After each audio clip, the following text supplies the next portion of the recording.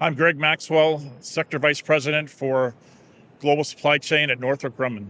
The electronics industry, very complex, multi-tiered supply chain. So the challenge of getting visibility into the supply chain to understand where there's risks and challenges that will prevent us from delivering to our customers is the biggest challenge.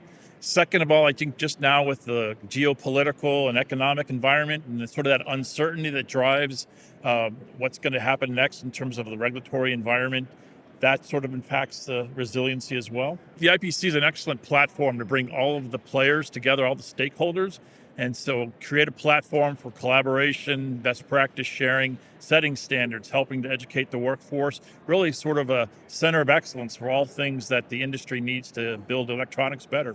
So we're also developing a structured risk management methodology and approach to working with our suppliers to identify risk early and develop mitigation plans.